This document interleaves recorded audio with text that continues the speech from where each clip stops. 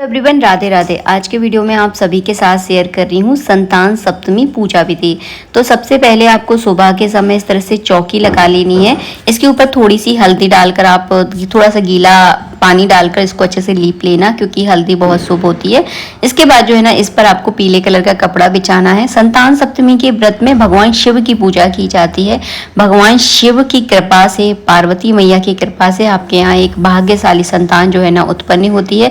अगर आपके यहाँ संतान है तो बहुत जीवन में बहुत ज्यादा तरक्की करती है इस व्रत के प्रभाव से, और उसके जीवन में कोई आदि व्याधि नहीं आती। इसीलिए जो है ना, संतान की रक्षा और उसकी प्रगति के लिए इस व्रत को किया जाता है। आपको सबसे पहले जो है ना, दीपक प्रज्वलित करना है घी का। के दिन सभी माताएं अपने बच्चे की तरक्की और उसकी उन्नति के लिए और उसकी सुरक्षा के लिए इस व्रत को करती हैं। अगर आपके संतान नहीं है तो संतान प्राप्ति के लिए भी इस व्रत को किया जाता है। तो यहाँ पर मैंने एक छोटी सी प्लेट ले ली है। भगवान शिव की शिवलिंग है मेरे पास, तो आज मैं इनका ही स्नान करवाऊंगी।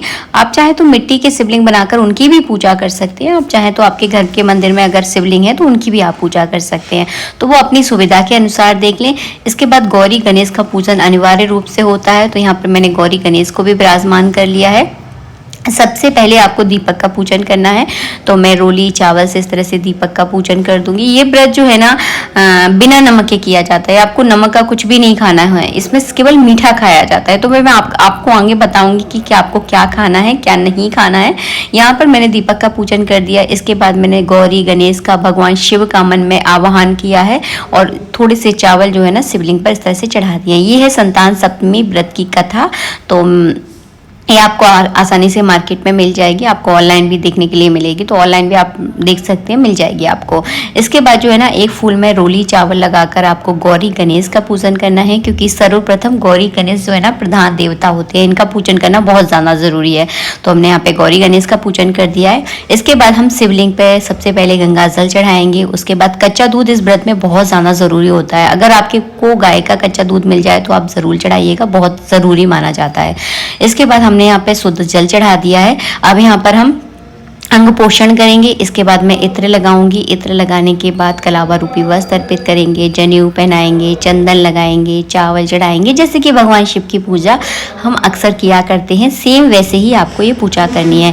अब मैं आपको बता दूं ये पूजा की कब जाती है। तो ये पूजा की जाती है भादो महीने की शुक्ल पक्ष की सप्तमी के दिन जो है ना, इस व्रत को किया जाता है और सुबह के समय आपको ये पूजा करनी होती है।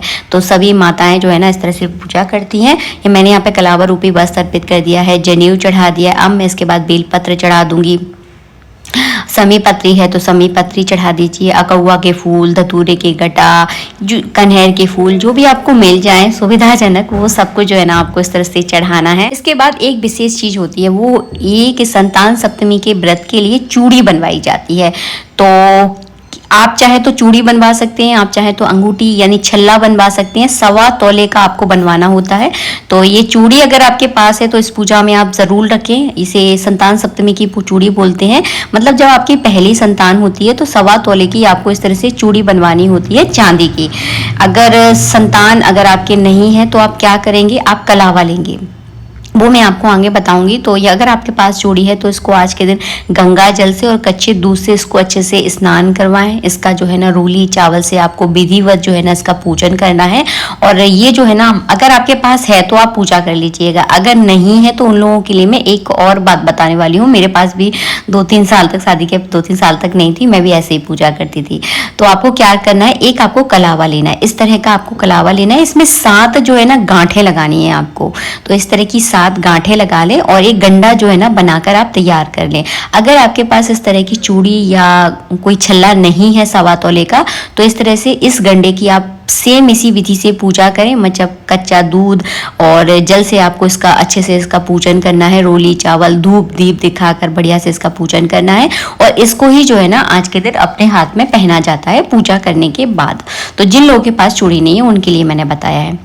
इसके बाद आज के दिन केवल मीठा ही खाया जाता है, तो आप मीठी पूड़ियाँ बना सकते हैं, मालपुए बना सकते हैं और पुए भी बना सकते हैं। संख्या केवल आपको 7 ही रखनी होती है। 7 मतलब आप चाहें तो 7 पूड़ियाँ खा सकते हैं, 7 मालपुए, या फिर छोटे छोटे से 7 पुए भी खा सकते हैं, तो वो आपकी इच्छा है, लेकिन 7 ही आपको खाने होते हैं। मीठा ही खाना होता है, नमक आप नहीं खा सकते। तो 7 आपको गौरी माता के लिए निकालने हैं और 7 आपको अपने लिए निकालने हैं, जो कि आपको पूजा में रखने होते हैं। गौरी माता के लिए जो आप 7 पुए निकालेंगे उनको आप जो है ना किसी कन्या को दे सकते हैं या फिर गाय को भी आप खिला सकते हैं।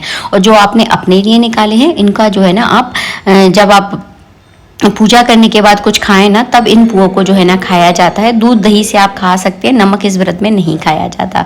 इसके बाद आपको आरती करनी है। आरती करने के बाद आपको जल का अर्घ देना है। अब मैं आपको आगे बताऊंगी कि कौन सी चीज़ का आपको क्या करना है। तो ये चूड़ी जो है ना पूजा करने के बाद अपने सीधे हाथ में पहन ली जाती है।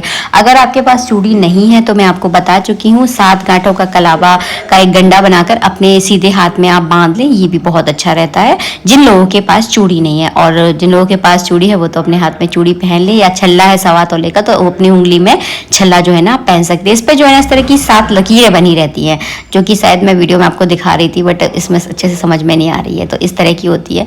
अगर नहीं है तो इस तरह का जो है ना आप गंडा भी बनवा सकते हैं, वो अपनी अपनी सुविधा के अनुसार देख लें। इसके बाद जो है ना इस व्रत में केवल एक ही टाइम खाया जाता है।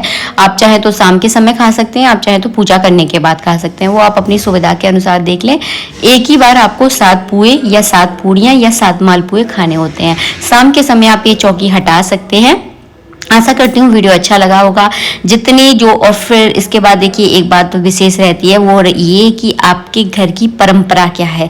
हर जगह की, हर सिटी की अपनी एक अलग परंपरा होती है, अलग थोड़ा सा रिवाज अलग होता है, लेकिन पूजा की सेम विधि यही होती है। तो मैंने आपको बहुत सरल तरीके से समझाया है। अगर आपके संतान नहीं है तब भी आप इस व्रत को पूरी श्रद्धा से कीजिए और भगवान शिव और पार्वती की कृपा से आपके यहाँ बहुत ही भाग्यशाली संतान जो है ना उत्पन्न होगी। ये व्रत बहुत ज़्यादा प्रभावशाली है। और मिलेंगे आप लोगों से नेक्स्ट वीडियो में। वीडियो अच्छा लगा है तो प्लीज़ लाइक कीजिएगा। जब तक के लिए राधे राधे, जय श्री राधे।